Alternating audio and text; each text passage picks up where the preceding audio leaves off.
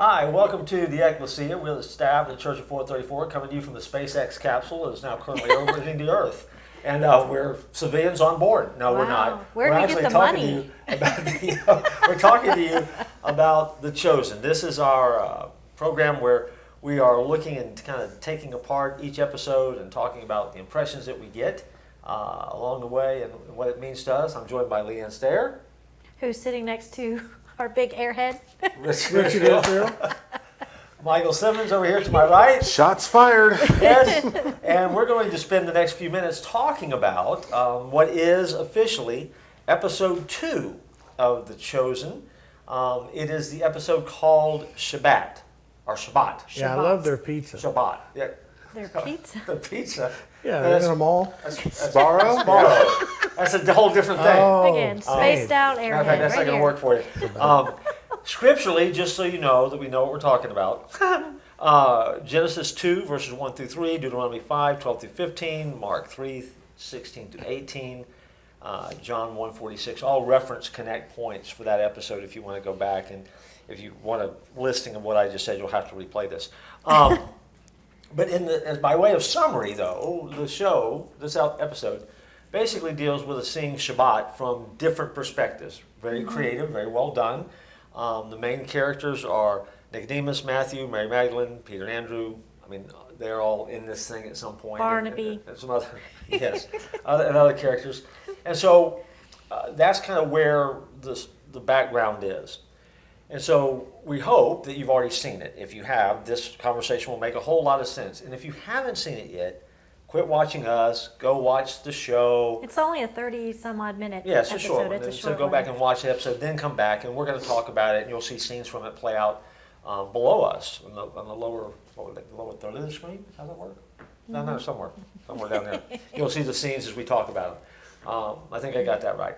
So that being said, did y'all watch it? I did. Actually did. Okay, I actually watched did. I did watch it. You watched it. Okay, did you cry? I did No, I not. don't Some cry. cried. Okay, all right, just checking. I teared up in one part. Okay, all right. Well then, True to form. since you cried, Going to what me is first? your favorite character in this particular episode? Why that character resonate with you? What did you think about that? Oh man, you should have started somewhere else. I don't know. I'll Do you go. have one?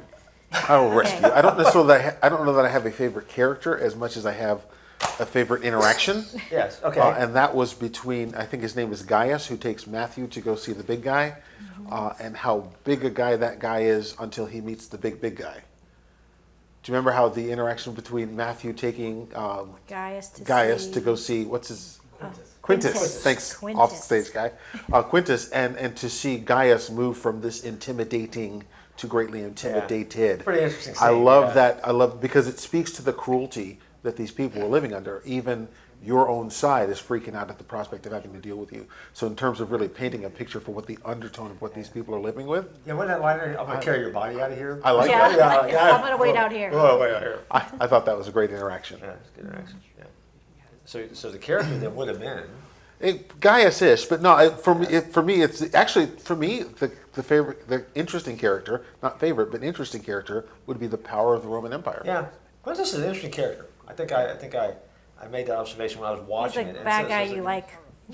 Well, but Right Gaius now, ends he's up funny, being an interesting yeah. character as the thing Right. unfolds too. So, Yeah. but you didn't hear that, yeah. Okay. Well, I'll go with Nicodemus Yeah. because he's starting to get it. Starting to get it. He's starting to get it because he's got all the, the trappings of,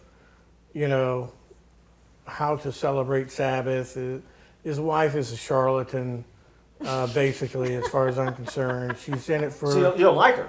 No, like that because character. she's Okay. basically all about standing and rank and status. Performing.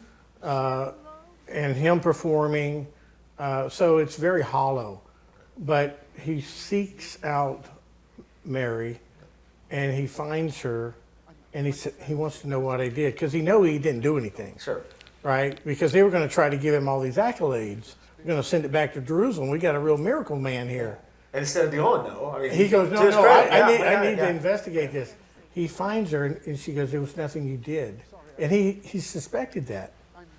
And then she says to him, I was one way and now I'm not.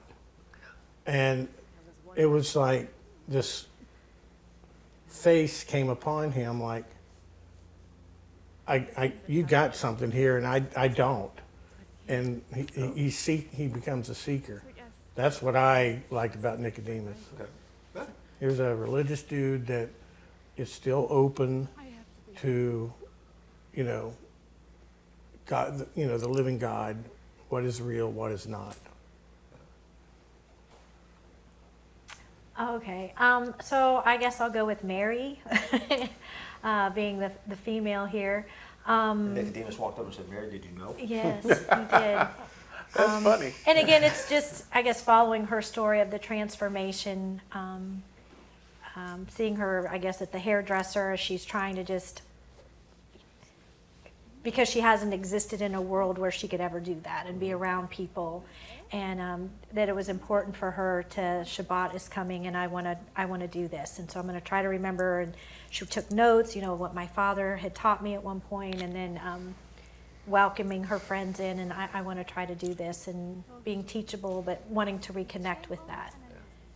And then even her interaction with Nicodemus, throwing her for a little bit, because she's like, I have no idea who you are. No one calls me that anymore, because he did know her as Lilith and not Mary. And so pretty powerful moments. But then, the fun scene at her house. It's good. I will pick a different character just because you guys picked the ones you did. I will land on Matthew as the character. Because I think we talked about in our earlier episodes.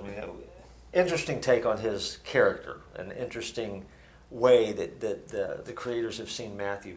But what I like in this particular episode, especially though, is again in front of the power of the Roman army, in front of with all the advice to you do not need to have this conversation, and you don't want to have this conversation, but the need to validate or check out Simon's story and make sure that he really had a deal, which really, if you think about it, it was business. But again, he's not going to validate that story because it's the right thing to do. He's going to basically face death, and the Roman's going to kill him because he wants to validate the story, because he just has to know that it's just the right thing to do. He just has to know it's right. He has to do his job as tax collector, right? And if Simon was supposed to pay him and he didn't, he's got to check out the story now. He is so very much trying to get it right in his own world that he's trapped in. He's willing to risk death, if you will, for what is really, in essence, a dumb question. You don't have to know the answer to this question. Just go along with it, write it out. But I love the fact that that's how they've created that character too. And so that obviously shows up at other times as well. But his whole demeanor, and of course, then I like the glimpse of the character we get later on too, where again how he has to celebrate Shabbat, and his dinner Shabbat companion. Interesting, and it kind of gives you just a little peel back of that character as he has nowhere to go, he has no place to fit, and so he is that searcher, and ties back to what I said earlier. He wants to get it right. He wants to it just has to be right. Yeah, he's got a problem. By basically, it's one of those guys that I don't know what kind of phobia he's got, or what kind of disorder that he's got, but he could have easily, when the Romans said, "Yeah, he's working for me," shut up at that point. Yeah, get out. Get out of the room. Get out of the room. Yeah. You verified. Check. And now he wants to say, I don't think he's doing what you want him to do. I don't think he's actually. I think he can't be trusted. I go, get out! Yeah. You scum. I can't look at Matthew again. I can't read Matthew in the Gospels anymore. Well, because I just don't like the guy. I can see where you would have trouble with it. But see, I like Matthew. I like the approach that he's taken. I think it's good. I think ultimately To turn his own people in. But if you would read Matthew, you could be saved. Look, John says the same thing. So Okay, yeah, John. Jesus says a lot in Matthew. I do. I'm with Richard though. I really can't stand Matthew at that moment. What is Yeah. wrong with you people? Until you sit and you see just how empty his world is, right? And then you take, he's sitting there having a meal, a Shabbat meal with a dog, and then you look and who are the dogs? The Samaritans, right? And the stuff is cast off the table to those who aren't even worthy, which ties in just sort of thematically all the way around. But I Yeah. love the fact that for a moment I can't stand you. You're a twitch. You're annoying. You're driving me nuts. If you You're had a watched the little whole episode, you'd have got this. obnoxious I did. bureaucrat. All of those sort of They things. should have that- used a pig instead of a dog. Well, that would have been kosher. Oh would my have been goodness. kosher. But I do love the fact that your heart breaks for him just a little bit when you finally see, okay, hey, dude, you were holding on to Look, anything. you man, can he's 'cause you a got hall nothing. room monitor. Everybody, every school age, he's telling the teacher on Yes. that guy needs to be swirled in a toilet. Call it what you wish. So, and a little disclaimer in the corner, right? Bullying warning. So Bullying. yeah, bully. So obviously at Colonial High School, you knew somebody like this. He'd be in a can, man. Well, the other interesting thing, though, He would have got beaten up, and he did get beat up. because doesn't he, early in the episode, he quotes something that his father said, because Gaius is giving him grief about doing something, but he's like, well, my father told me, because he's been like beat up or something too, but my father told me this. And he says something about your father, and he goes, well, my father said he doesn't have a son, but yet he's still able to quote his father. So there's still maybe a want on his part. And I'm guessing that's the house that he goes to and is considering, I might knock on the door and try to get in, but then Doesn't decides work, yeah. not to, right? So he still wants to connect, and those words of his dad are still in his head. Isn't it But- interesting? Words of her dad are still in her head, Mary. Words of his dad still in his head, Matthew. That impact that we get to have as parents is His pretty, parents is huge. pretty powerful. Yeah, and for that Matthew character too, that whole, it's almost, you almost lose that line, that early conversation about his lack of, my father doesn't have a son. That you almost kind of lose that because it ties back to what you said. He has nobody. I mean, there is nowhere for him to And go. that would be because of his profession, correct? Sure. So he Because of is, what he he's is, yes, he's chosen. alienated his people. He is a traitor to his people.